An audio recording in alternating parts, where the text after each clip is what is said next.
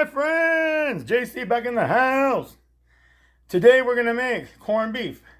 Not cabbage though, but just corned beef. My family does not like cabbage. I love it. They don't. So I came up with a new way of doing it.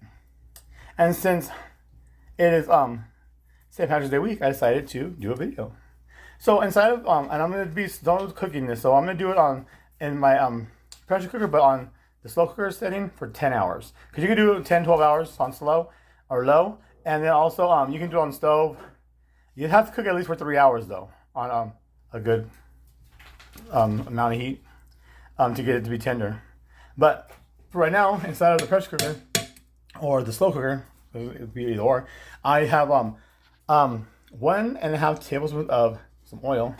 And we're going to go ahead and we're going to sear this off first, okay? We want to seal in all the juices and everything. And this is almost like 10 pounds too of corned beef. So we're going to go ahead and grab it, one hander, and stick it right in, okay? I already had it heating up for us. And before you put it in, you also can rinse it and to get rid of the salt and all that stuff. Like, I didn't do that today. I didn't want to do that today. I wanted to keep it all because I wanted to just go ahead and just sear it up and have it lock in all the juices and everything.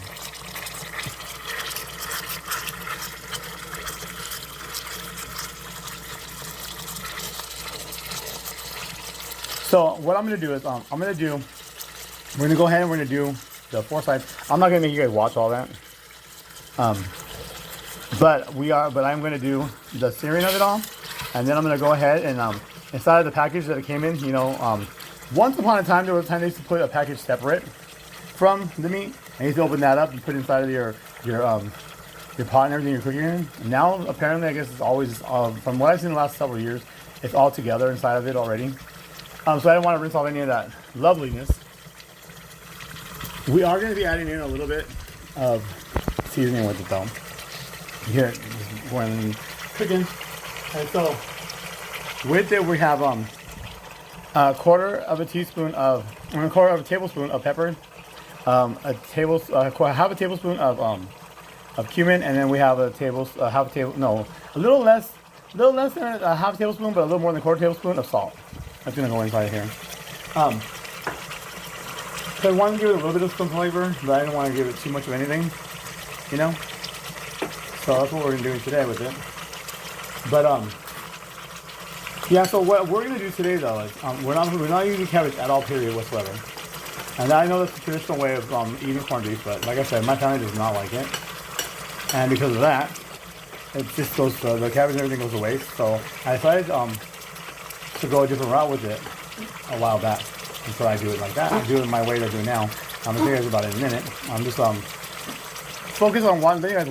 See what's going on here, and I'm also stirring up the seasoning with one hand. So I have one hand on the camera and one hand on the plate.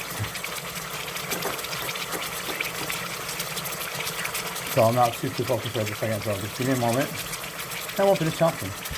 Okay, so I'm gonna go ahead and put some seasoning on here.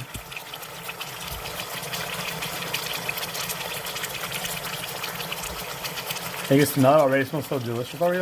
I love it. This is one of my favorite meats.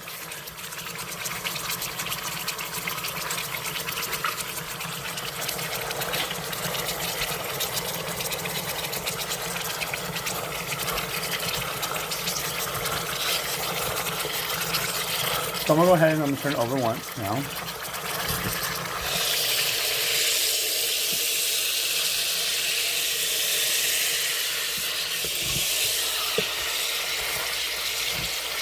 And here's starting to get a good sear on it. Not bad. So I don't know how long it's been, but it hasn't been that long, but not bad.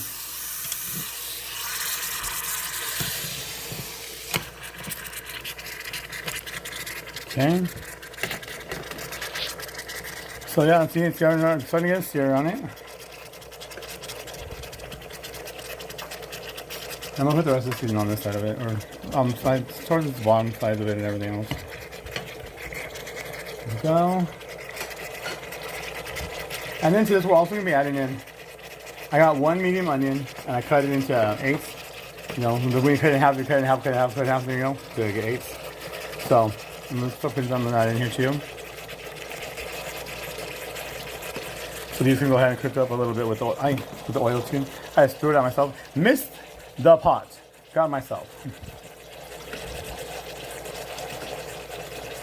So I'm gonna go ahead. So I have so like I said, 1 medium onion, and I have 5 garlic cloves that I chopped in half, and then I did a rough chop. I did a rough chop on them. I cut them in half, and I rough chopped them a little bit, not too much. So you see it's still kind of whole, but yeah, I didn't want to get too crazy with it all.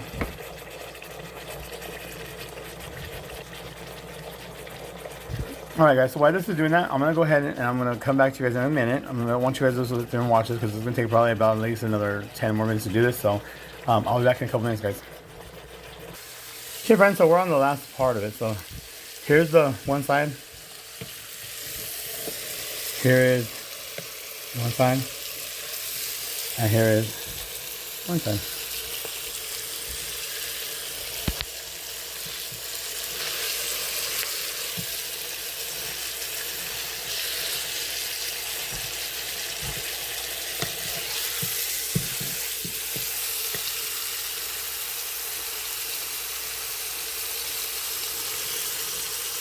And so when we cook it, the other thing is better to cook it with the skin side, or the fat side, I'm sorry. Well, I guess we have to do the skin.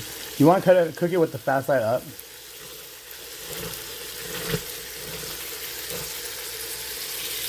So here's the meaty side. Here's the fat side. So you want to cook it with the fat side up, because while it's cooking, and the fat is melting and rendering, it's gonna go back and it's gonna drip down the meat and go into the juices, and it's gonna help give it a better flavor, they say. I don't know. I just know that's a recommendation that I've heard before. I forget sometimes to do it, sometimes I don't. Sometimes I do, sometimes I don't. So, you know. So now I'm gonna go ahead and I'm gonna add in the juice that's inside the bag.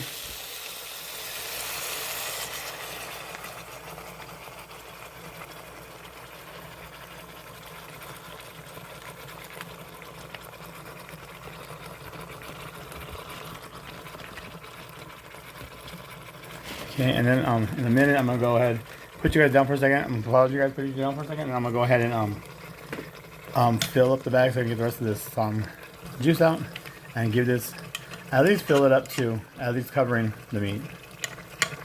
Okay, so guys, I'll be right back. Okay, my friends, so I did about half of the package of filling it up with hot water. I did hot water, and then now we're gonna go ahead and I'm gonna cover this up. Make sure that the vent is closed. Okay, vent's closed. Now, I'm going to go ahead and we're going to do menu 1, and we're going to put it on for 10 hours. So,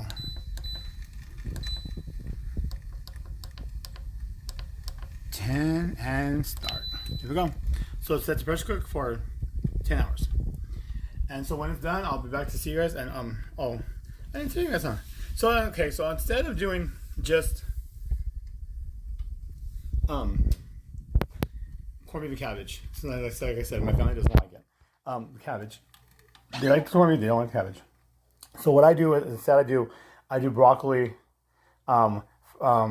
fresh green beans. Today we're going to be using the Yukon Gold potatoes. Broccoli, Yukon Gold potatoes, carrots, green beans, corn. Basically just to make it like a stew kind of thing way. And they like it like that. They like the vegetables and all stuff like that. So that's what we're going to do. So I'll be back with you guys. And when that time I'm going to probably transfer from the slow cooker to a regular pot, so I could put the rest of the vegetables, so I can put as much as I want in them. Or we'll go from there. We'll figure it out when it's time. But until then, I'll see you guys in about 10, 11 hours.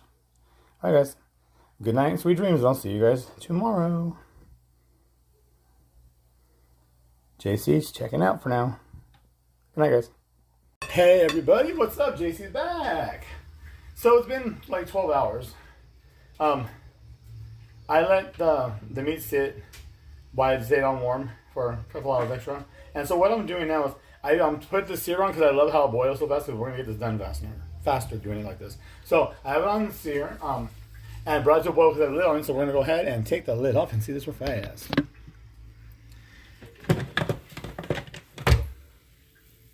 See how fast we're boiling? This should get everything done faster, so I wanted to turn it on before I show you guys. So there we go with the meat. Get you guys back right here. So what I got is a bowl plate that I'm gonna go ahead and take the meat out. I haven't touched it or nothing. This is the first time I'm touching it since I put it in. And we're gonna do the veggies while the meat sits and rests and everything else. Okay. So we get it done. Ooh, we did it. Hold on, guys. Okay, guys, sorry about that. The dog next door is starting to bark, so now my puppy is starting to bark. Okay, so I'm gonna get as much of everything out of here that I can. So what we're gonna do, we're gonna start with, I have the Yukon Gold potatoes. I cut them into, some of them in quarters, some of them in sixes. And I'm gonna put them in first because they'll take about 15, 20 minutes usually to cook. So I'm gonna put those in first in this boiling water. Put the lid on top. I'm not gonna still it or nothing like that. I'm just gonna go ahead and just put it like that, and then let them cook for about 10 minutes or whatever. And then I'm gonna add in the carrots. The carrots take about 5 to 10, depending on how big they are. I'm thinking this one might take about 5 to 10, probably about right. So I put them in for 5 to 10, and then the broccoli and the green beans and the rest of the stuff will take about maybe 5 to 6 minutes or so. So we'll let the other things cook. And we're just going to go backwards in time like that until we get everything into the pot. And then give it some time to go ahead and soften it up. Be ready to eat. And then we'll also be working on the meat. And then probably putting it back in too as we're going. Okay? So this right here we're doing it for now. And we're going to go ahead and put this aside for a moment.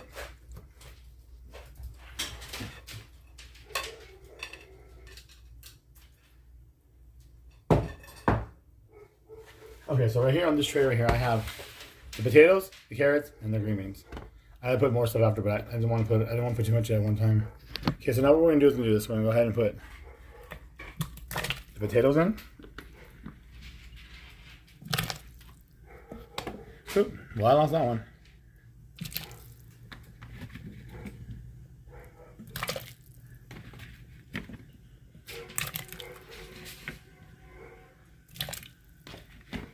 I should be using a ladle or something to do this, but I'm not. Coloring me stubborn. Sorry guys, don't move me too much. I'm having the camera in one hand and I'm having the potatoes in the other hand. And I'm over here cringing against the sink. Because I don't want to get burned. And instead of just doing what I should have just did, I'm just being stubborn and hard-headed. Yeah. That's okay. I can do that. At the expense of making it seasick, so I do apologize. Okay, there we go. So now what we're going to do is go ahead and stir it up. Okay. And now, put the lid on it, and the timer now should now done 17 minutes now. So because it does 30 minutes when you do it automatically, so it's down to 17 now. So now I have you guys back on the stand,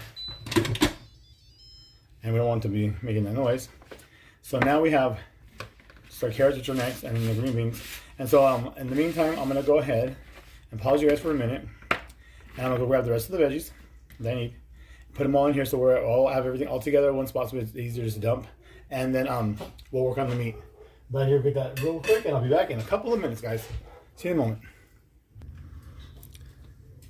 All right, my friends, we are back. Welcome back.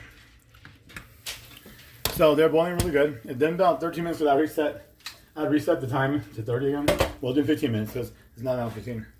So I haven't checked them yet. I'm gonna check them right now.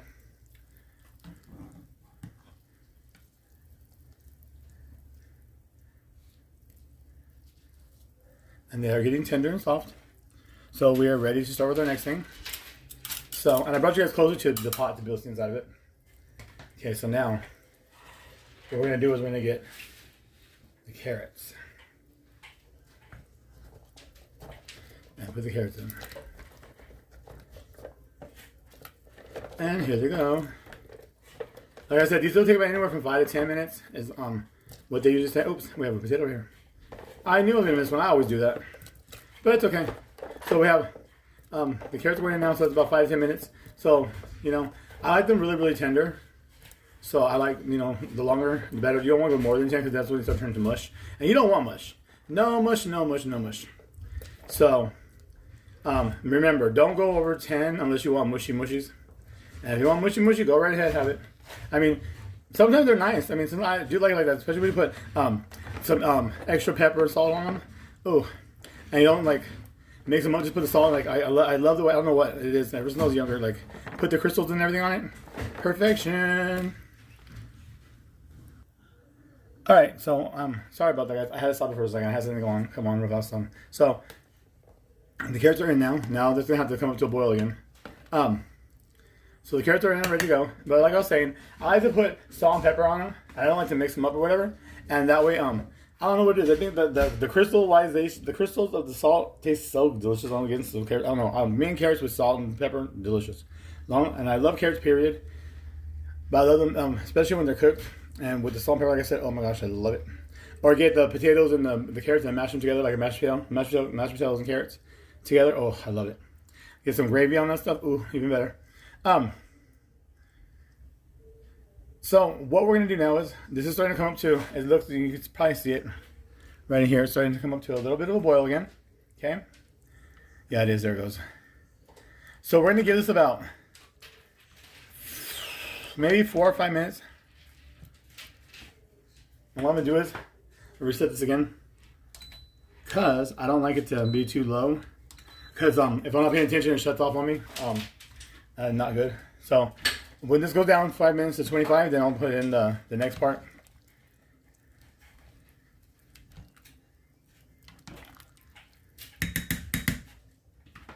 Okay, so there we go. See, hopefully you guys can see the bubbles. Turn the bubble up again. Okay. So on goes the lid. And back we are gonna go. Beep beep. And then it's gonna come over here a little bit. There we go. Now,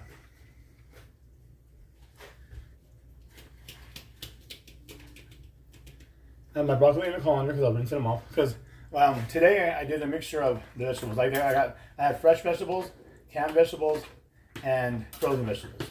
So it's all different kinds of vegetables. So we don't have just one specific kind. I want them to come from all different walks of life.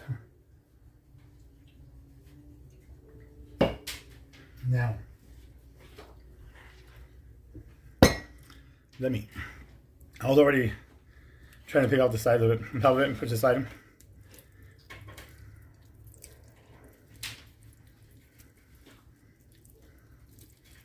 So here's all the fat.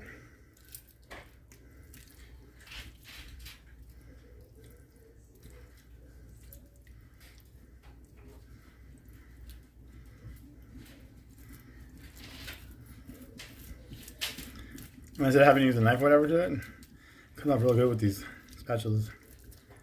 Or not spatulas, tongs. Oh my goodness. Can't even what they're called. Tongs. Tongs.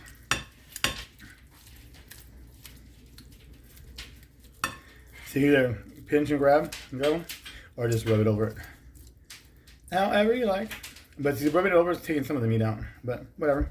So that means that's really good because that means our meat is very tender then.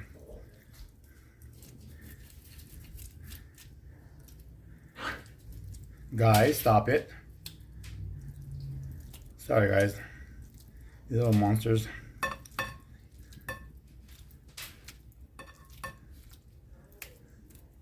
Okay, so.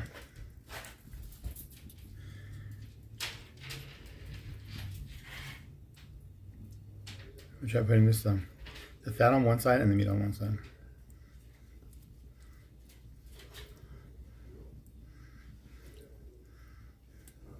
Stop it, guys. Come on, behave. Be good. Be my good babies. Where's my good babies? Where's my good babies? I see my good babies. Yes, I call them my babies. People want fur babies. I just call them babies. People laugh at me because they'll hear me go. I have one boy, 2 girls. One of the girls is my original, and then one of the girls is a puppy that I have left over from the litter, and then the boy is the what's left over from the litter that I wanted. And he was just like his aunt. When I got my original dog, I got her with her sister. They were best friends, and they were stuck together. They didn't want them separated, so if I took one, I had to take them both. So I took them both. And she unfortunately passed a couple of years ago. She electrocuted herself. And so when my boy was born, he looked just like exactly the spitting image of his aunt that passed away. And so when I saw that, I said, "Oh my God, I have to keep him." And since the day he was born, we've just been very, very close and tight. And so yeah, so he's a spoiled little turd. Well, they all 3 are. And then they're Chihuahua. They're Chihuahua, half Chihuahua and half a miniature pinscher. And so my girl looks like a miniature pinscher, and a miniature pinscher. Yeah, she's a miniature pinscher Chihuahua. She looks more like a miniature pinscher though, and she looks just like her dad, her split image of her father. Hold on. Okay, friends. So I'm back. Sorry about that. The dogs and stuff were starting to carry on, so then these ones started carrying on. It's so funny. My puppies, ever since they've been born, they bark a lot on everything. My girl, her and her sister never made any noises unless they felt threatened by somebody or something, and then they would let them know to back off and stuff. But other than that, these ones, they hear a noise over there barking. They hear my grandma, they hear anybody, the kids, whatever, it doesn't matter. What it is, all of a sudden they're over there barking and carrying on for no reason. I'm like, what is wrong with you guys? I mean, it's not like they've been doing these, and they know who everybody is, but they still do it. I don't know.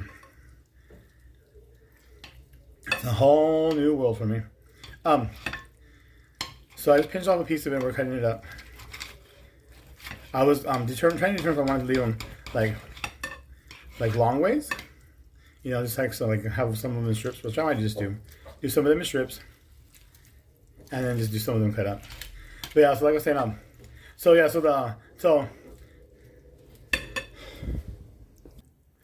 right, my friends. So I got us closer to again. I checked this already. It's been 6 minutes. I reset it back to 30 again. And now we're gonna check them. I did check one to make sure before I came back on. Sorry about that. I keep getting interruptions from dogs, and I had a neighbor and other stuff right now. So these are getting tender. So they're on time. They're doing good. Okay. And so if you want to, this is what I usually do too when I'm doing them. As I'm cooking them, you know how I left them kind of big earlier? Well, I usually go like this when I'm doing it. I'll go and I'll cut them down. Most of the time, a little more. It helps me with checking them out, how done they are, or whatever, but also making them more bite-sized for everybody. Just some weird thing I started doing when I was young. You know when you first start cooking, and I'm mostly all self-taught.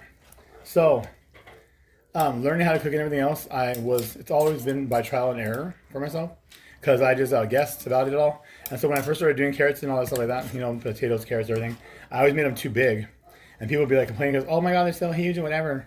Well, no one showed me how to do it. So what I started doing was, just like I'm doing right now, I would make them a little big, like I always did, and then I would go through and just make them smaller. I don't know. It's just something I always did. So I mean, it's hard to try getting out of it. If I sit there and focus when I'm doing it, if I'm not just in the zone, like if I'm in the zone, I'm not gonna be focused on doing that. But if I'm just, focused on making sure I make everything more uniform, then it's gonna be more uniform. But other than that, it's still a lot of what I've done my whole life, and I have to go back through and just, and do the adjustments as I go. And that way, it also gives me a chance to, check out the majority of the food that's in the pot, because there are many times where you might check something, and you can end up getting a potato or a carrot or whatever that is like all the way done, and then you might get one that's like still really, really raw and hard, and you don't want to have a surprise like that too. So this has helped me with my quality control. Okay, so that's done for that. Now, So with the potatoes, I had 2.5 pounds of the Yukon Golds. I had 1 pound of the big carrots, you know, that come in the bag. I have 1.5 pound of frozen broccoli. I have almost 1 pound of the green beans.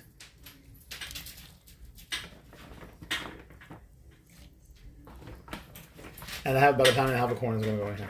And the corn, the broccoli is frozen. The corn is from a can because I was not paying the price of an ear of corn, frozen or fresh.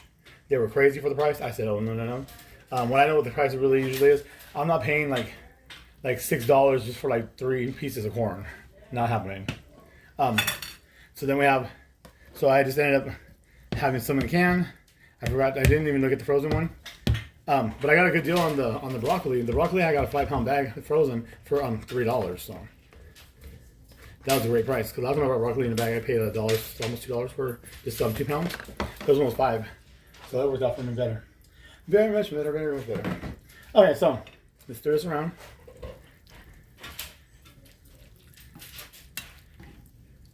And so what I did with the broccoli, like I said earlier, I put it in the colander, or the drainer, or the strainer, whatever you want to call it. And I put I ran it under some cold water for like about a minute or two. Then I let it sit like that. And the green beans, I rinsed them off. I broke off the stems. And so what I do, because you know, in the green beans, when you do them on the ends, you have one part that's wooden, a wooden stem that you gotta take off because it's not gonna be really nasty to try eating it. But what I do is I always break off both ends. I don't just do the one side because there's been times where I've not realized that when I was breaking them down, that I had missed the stem completely and tore off the wrong end. Like if I'm talking or doing whatever. So what I do now is I just tear off both ends, and that way I don't have a confusion and I don't have a issue, and there's no surprises with no stems anywhere. So now this is all mixed together. Go ahead and put this aside. And right now, if we wanted to, we would probably just try it and see if it needs some more salt or pepper or whatever. But I'm not gonna do that right now.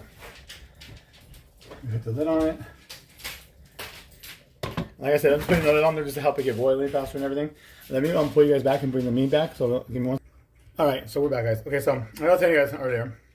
So yeah, so my girl, she looks just like the miniature pincher, and she's black and brown just like one too.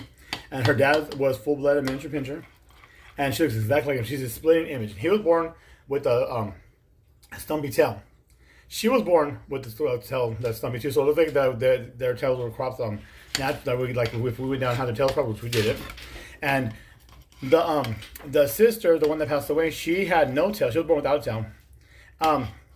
Then when my girl had her babies, puppies, she had the one that I kept, my boy. He has close to a stump, a little more than just a stump, but he don't have half a tail or nothing. And then the other girl I have left, she has about the same amount as he does, like me, about maybe she has about 3/4. No, I think she has about half a tail, too. And out of the whole litter, I think only 2 had the whole tails, and the rest of the other 3, because there was 5 of them, and the other 3 had ended up having partials and stuff. So yeah, it's a hereditary thing that happens. But they say it happens like the lady I got them from said it happens like in 1 in every 100 and something thousand whatever. But I mean, more than half her litter came out the way like that. But her dad, she's her dad's split image, crop tail and everything. And then the sister looked exactly like the mother, who was a Chihuahua, full-blooded Chihuahua, and she had the marks. She looked exactly like their mother. So I had got the dog, my puppies when I got them when they're puppies still. They both looked exactly like their mom and dad. Split images of them. And so when she had the puppies and everything, and I saw my little boy, I was like, oh my gosh, he looks just like her. He has the same colorings and almost the same exact markings like she did. And so, but he's the boy version of her. And then my other one, the other puppy I have left, it was so crazy because when she had the puppies, her first one was black and brown like her. He looked just like her. Kind of looked like a Rottweiler, more like a Rottweiler though. It was really crazy. And so he was black and brown, had the same markings like her. Except for he had like a little fat, like the Rottweiler pit bull kind of face, kind of how they have those chunky big faces. Well, that's what he had. And then the second one that was born was a brown one, and she was she had fuzzy hair and everything, and she looked like she was a Pomeranian Chihuahua. So it's funny how that all came out too. So I'll tell you guys, because when I had did the Google lenses and everything, the Google lens, whatever, see what the kind of dogs they said they are, because everybody kept telling me that they were all different kind of dogs. I'm like, well, my dog is half Chihuahua, half miniature pinscher, and the father, we believe, is like a Chihuahua or something. I don't know.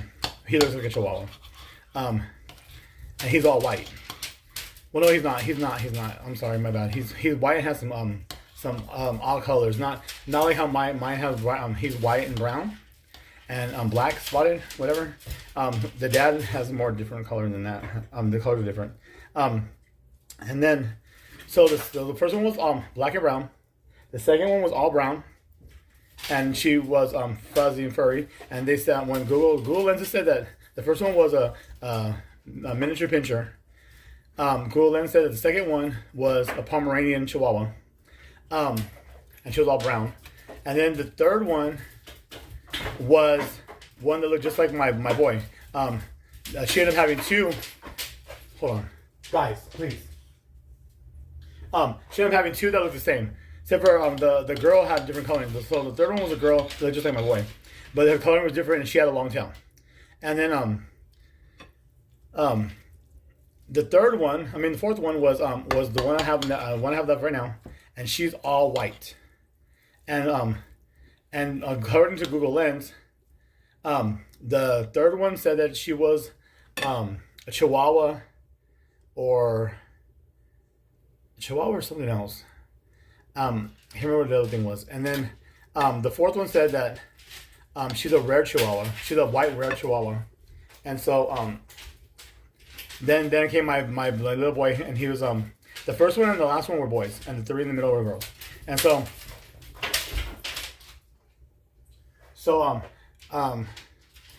for him, it says he's either a Chihuahua or a Jack Russell Terrier, which he does look like one, but his lineage that I know of has no Jack Russell or anything.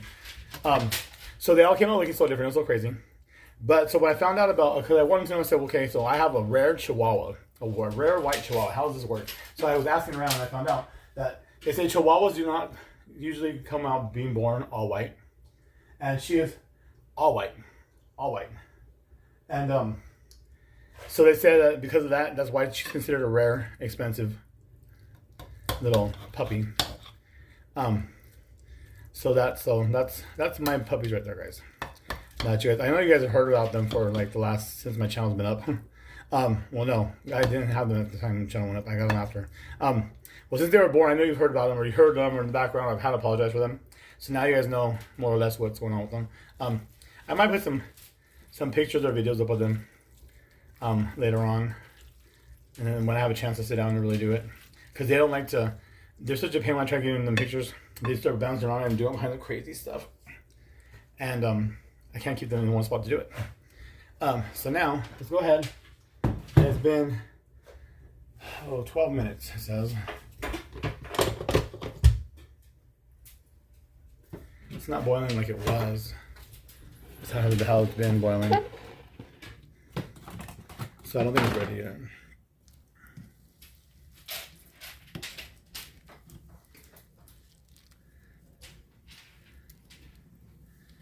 But it looks so delicious. It's like a bunch of this veggies. I love the veggies like this.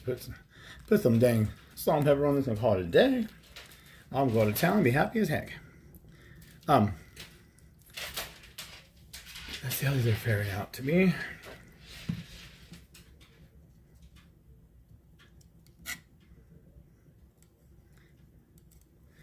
Yeah, the green beans are still kind of tough. And the broccoli is still a little tough too. So we're gonna need a little more time still. So what I'm gonna do is I'm gonna put you guys on hold for a minute. Or pause, or whatever you want to call it. And I'm gonna take out some of this juice so I can put some of this meat in there. So I mean, it looks so delicious. And so right here, we have all the meat finished now. And so I have it in basically these chunks. Try keeping it in chunks as much as I could. And so I'm gonna take out some of this juice and then put the meat in. And then I'll see you guys when it's over, when it's done, okay? So I'll see you guys in a few, my friends. Hey friends, JC back. Okay guys, so dinner's done. Dinner has been served. Dinner in the kitchen has been cleaned. And this stayed hot for a long, long time. It's still kind of really hot. This one's hot. It's done, completed. Here we go. So we have big chunks of meat. We have little chunks of meat. See that? A huge chunk. Little chunks, little shreds.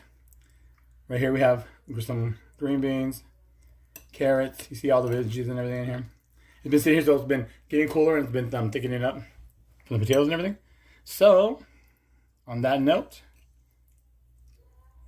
bon appetit, my friends. Cheers. Cheers.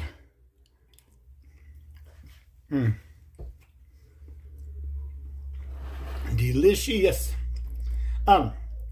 I like this better than the cabbage and corned beef, traditional, because it just has more heartier, like, you know. It's heartier, it's more filling, it's more tastier.